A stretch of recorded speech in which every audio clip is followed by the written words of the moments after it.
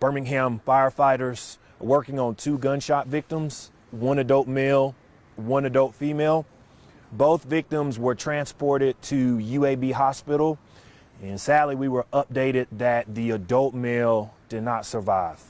The preliminary investigation has revealed that we believe both victims were here at 1529 Old Springville Road, which is the Shell gas station that sits right at the intersection of where you go from Birmingham to Clay or to the Grayson Valley neighborhood, when suspects approached them and fired shots at them. The victims then got into a vehicle, and one of the victims drove off, and that is when their vehicle collided with Fire Station 30. So it's a very chaotic scene from tonight. Can only imagine what the firefighters were going through when that vehicle collided with their fire station. Right now we have no one in custody. Our crime scene unit is at the Shell gas station collecting evidence.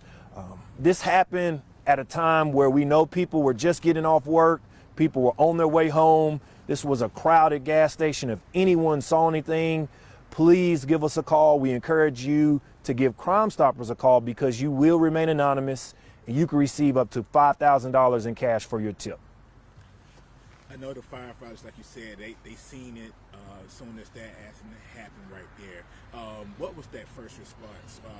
When that reactions happened in there? And if you have any information on that? Very chaotic scene. In fact, the dispatcher put out an emergency for the firefighters, because at that time we didn't know what was going on. And sadly, anytime a fire station in Birmingham goes through any type of vehicles colliding with the fire station, you have to think back to, what's going through their mind. Our firefighters have been on edge since this summer. And here you have a vehicle that collided with their fire station and 2 people were shot. So we're very thankful for our firefighters. They jumped straight into action after they realized everything was okay and they were gunshot victims trying to seek help. And they jumped into action. They rushed these 2 victims to UAB hospital. Sadly, one of the victims didn't make it. However, we do believe the adult female will survive. Has the family tried to get in contact with you or the police about the shooting and in trying to find out, loved ones, if that's they one of their loved ones, anything like that? Sure. Right now, our officers have notified the Jefferson County Coroner's Office, and we depend on them heavily to make contact with families after a victim doesn't survive. So once we contact the family, go through the notification process, that's when our detectives will reach out just to try to see what took place and what events led up to these victims being shot at such a crowded gas station and such a busy time of day, which we are dependent heavily on people that were here at the gas station to give us a call. Again, this happened around 7 p.m. We know people were at the gas station. We know people saw something. Please give us a call.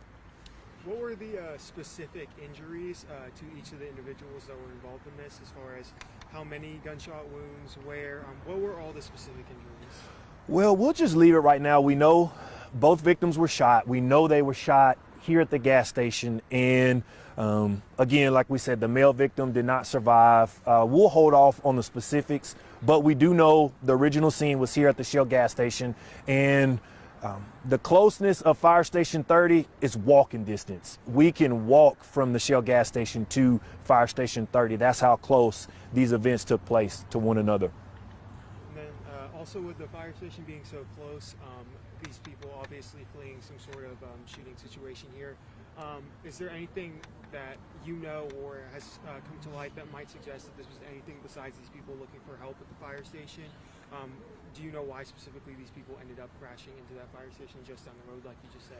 Only thing we can point to now is they tried to flee the area and saw the fire station, went to seek help, and one of the victims who was driving was shot herself, of course. So, the body does all sorts of things after a gunshot wound. So we're just thankful that none of our firefighters were injured. We hate that it, took this extreme, but again, we're glad that those firefighters were right there on the scene and they jumped into action as quickly as they did.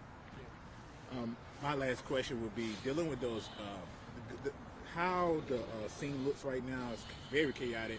Of course, this is bullets is going towards gas stations, towards pumps. Just talk a little bit about like the fear in that. Well, it just shows you that people have no care and concern for human life. To open fire at a gas station around 7 p.m. when people are getting off work, people are going to the gas station.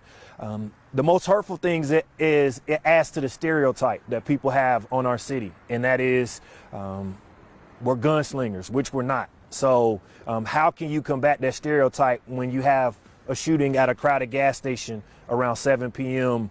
on a weekday?